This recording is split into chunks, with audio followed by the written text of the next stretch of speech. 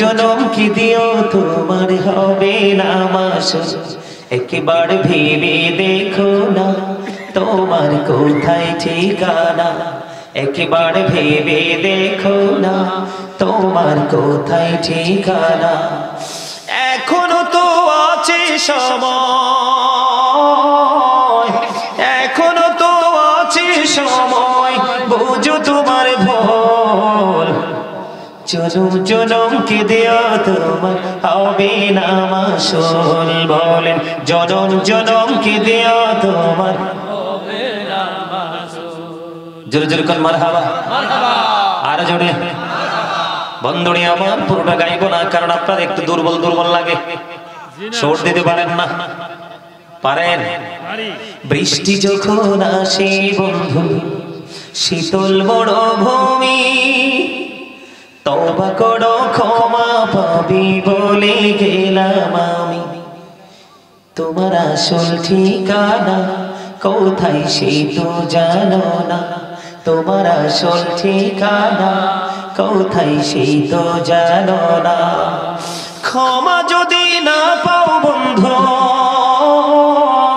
ক্ষমা যদি না পাও বন্ধু পাবে না তো কোল জনম জনম কে দিও তোমার হবে না মাসুল বলে জনম জনম কে দিও তোমার হবে না মাসুল জোরে জোরে করুন না ঠিক না ঠিক বন্ধু বলতে চেয়েছিলাম 1 বিঘা পরিমাণ জায়গা যখন জোর করে দখল করবে 7টা পৃথিবী তার গলার মধ্যে বেড়ি বানিয়ে দেওয়া হবে আপনারা দেখবেন एग्जांपल স্বরূপ আমি আপনাদেরকে দিই এই যে এখানে কয়টা কাপ আছে দেখেন 6টা কয়টা এই যে ওখান থেকে এখানে এনেছে হয়তো তার কাছে নাথিং মনে হইছে কি মনে হইছে যখন আপনি 1 ঘন্টা হাতে নিয়ে রাখবেন তখন কেমন লাগবে এটা যদিও হয় 1 কেজি এটা বেড়ে হবে কম পক্ষে 10 কেজি কারণ রাখতে রাখতে রাখতে রাখতে আপনার হাতগুলো দুইটা দুর্বল হয়ে যায়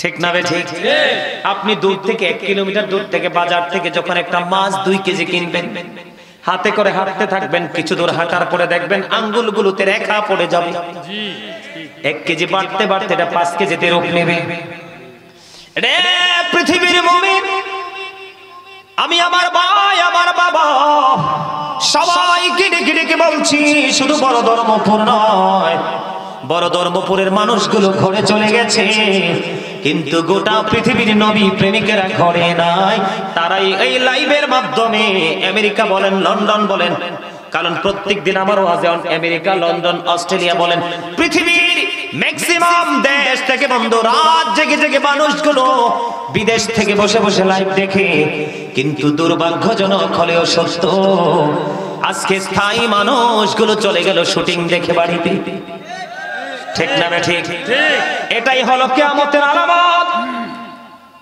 এবং নিজের উপর নিজের জুলুম আল্লাহ বলেছেন আমি বান্দার উপর জুলুম করি না কোরআন শরীফের 19 পারার কোরআন শরীফের সূরা ইউনূসের 44 নম্বর আয়াত খুলে দেখো আল্লাহ বলেছেন বান্দা নিজের উপরে নিজে জুলুম করে আল্লাহ বলেছেন যারা জুলুম করে জালেম যারা তাদের সম্পর্কে আল্লাহ ওয়াজ করেছেন ওয়াল্লাহু লা ইউহিব্বুজ জালিমিন আল্লাহ বলেছেন জালেমদেরকে আল্লাহ ভালোবাসেন না আল্লাহ বলেছেন ওমানিস জালিমিনা মিন আনসার আল্লাহ বলেছেন জালেমরা যখন বিপদে পড়বে আল্লাহ তাদের জন্য কোনো সাহায্যকারীও রাখে না রে বড় ধর্মপুরের মানুষ তোমাদের বিবেকের মধ্যে কি পচন ধরেছে একটুখানি ধৈর্য ধরে কথাগুলো শোনার মতো ধৈর্য নেই তোমরা কেন বোঝো না আল্লাহ বলেছেন ইন্নাল্লাহা মা'আস সাবিরিন আল্লাহ বলেছেন যারা ধৈর্য ধরে তাদের সাথে আছি আমি আল্লাহ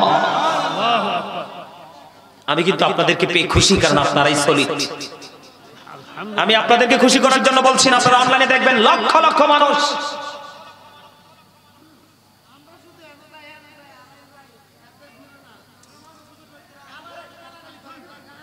কথা কি বুঝতে পারছেন আমার জি বিবেক আল্লাহ সবাইকে দেয়নি বিবেক হলো আল্লাহর দেওয়া একটা নূর জি বিবেক কি আল্লাহর দেওয়া একটা নূর এই নূর যিনি পেয়েছে তার জীবন তার পরিবার তার সমাজ তার দুনিয়া তার আখিরাত উভয়কে সে আলোকিত করতে পেরেছে সুবহানাল্লাহ কারণ একজন একজন টিচার তো আরেকজন টিচারের সাথেই প্রেম হবে, একটা মুমিনের আরেকটা মুমিনের সাথে প্রেম হবে, একটা শুটিং ম্যানের আরেকটা শুটিং ম্যানের সাথে প্রেম হবে। এটাই তো বাস্তবতা। উল্টো দিকে প্রেম কখনোই হয় না। উল্টো দিকে কি প্রেম কখনো হয়? কখনো হয় না। রাইট সাইডে প্রেম, রং সাইডে নয়। বন্ধুরে আমার একটু মনটা দিয়ে শুনবেন, 7টা পৃথিবী যদি তার গলার মধ্যে ঝুলিয়ে দেওয়া হয়, ওই মানুষটার কি অবস্থা হবে রে বন্ধু? একটুখানি ধৈর্য ধরে শোনো। অথচ ইসলাম কি সাপোর্ট দিচ্ছে? তোমাকে 1 বিঘা জোর করে দখল করতে বলেনি। বর্তমানে ক্যারেক্টারলেস পিপল যারা, তারা এগুলো করছে। এই জন্য আমি সব সময় বলি, the rich are not always happy. ধনীরা সব সময় সুখী নয়। The poor are born to suffer. গরিবরা জন্মগ্রহণ করেছে দুঃখ ভোগের জন্য।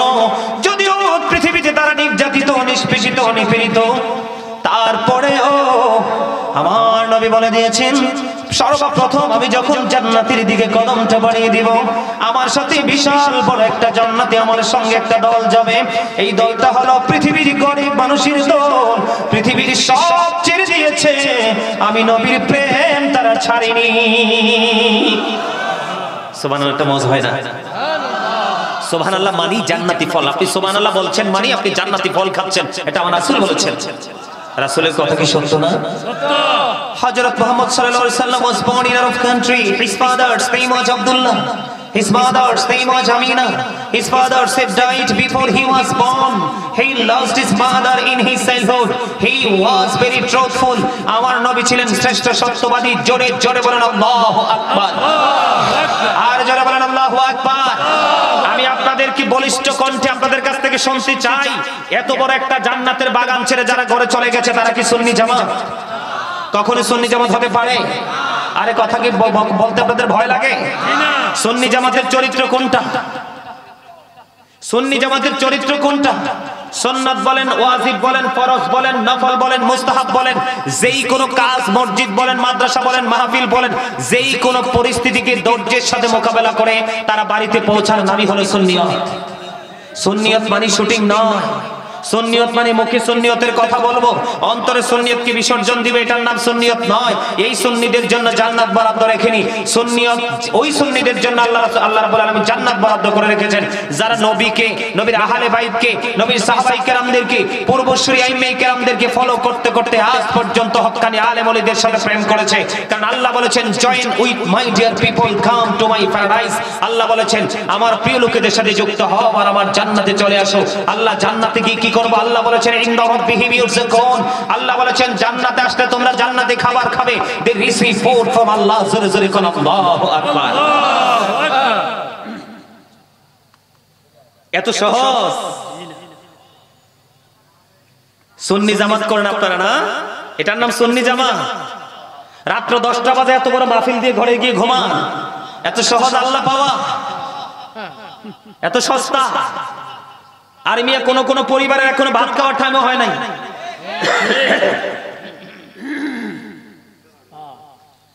আমার কথাগুলো একটু খাড়া খাড়াই, কারণ এখন মিষ্টি কথার দিন নাই তো, মিষ্টি মানুষ আসেনি মিষ্টি কথা কইতে হবে। সম্মানিত উপস্থিতি, এমন একজন নবীর উম্মত হয়েছে, তারপরে কপাল পড়েছে জাহান্নাম অপেক্ষায়। কেমন নবীর উম্মত? আমেরিকার গবেষক মাইকেল এইচ হার্ট তিনি বলেছেন, the 100 ranking of the most influential person in the history. 100 জন প্রভাবশালীর তালিকা করেছেন, চ্যাম্পিয়ন হলো আপনার আমার প্রাণের নবী। আপনারা চিনেন ডক্টর আহমদ পেয়ারা বাগদাদি পীর সাহেব কেবলা, যিনি বোস্টন ইউনিভার্সিটির ইংলিশ লেকচারার ছিলেন। ওনার জীবনে অনেক ইহুদি কান্ট্রিতে গিয়ে তিনি বাহাস করে নবীর প্রেমের বিজয়ী ঝান্ডা হাতে নিয়ে চলে এসেছেন। ডক্টর আহমদ পেয়ারা বাগদাদি ওনার লেখা কিতাবে তিনি বলেছেন, of all the great religious personalities of all prophet, Muhammad Rasulullah sallallahu alaihi wasallam was the most successful. জোরে জোরে কোন আল্লাহু আকবার। আরে আরো জোরে বলেন আল্লাহু আকবার। কে মনে করেছেন আল্লাহ the first pillar is the Lord of worlds, Rabbul Alamin? Muhammad Rasulullah sallallahu alaihi wasallam is the blessing for the world, rahmatan lil alamin. কি চমৎকার ম্যাচিং না? অত্যন্ত দারুণ ডিজাইন না? কিন্তু সেই নবীর আদর্শকে কুরবানি দিয়ে আমরা সুন্নিয়ত দাবি করতে পারি? জি না। এই মিয়া সাহাবাই কেরাম যখন রাসূলের সামনে বসতেন, রাসূল যখন বয়ান দিতেন, সাহাবাই কেরামরা কি রাসূল ছেড়ে চলে যেতেন? না। এই আদবই তো আমাদের মাঝে নাই, এই শ্রদ্ধা আমাদের মধ্যে নেই। আজকে এই কারণে আমাদের অধপতন। মসজিদে হাইয়া আলাস সালাহ বলার পরে মসজিদে আসে না। এই মাহফিল দিয়ে লাভ কি? আপনারা বলেন তো, আজকের এই মাহফিল দিকে হেদায়েত হয়েছে? আপনারা বলেন, আমার কথা বলেন আপনারা। আজকের এই মাহফিল লক্ষ লক্ষ টাকা খরচ করে লাভটা কি? এখানে কি হেদায়েতের কোনো সম্ভাবনা আছে?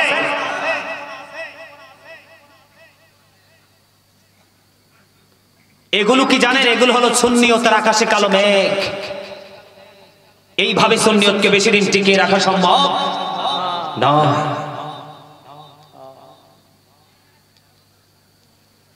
মানুষের সকাল থেকে সন্ধ্যা পর্যন্ত, মাথা থেকে পা পর্যন্ত সবটা ইহুদি নাসারাদের কালচারে রঙিন হয়ে গেছে।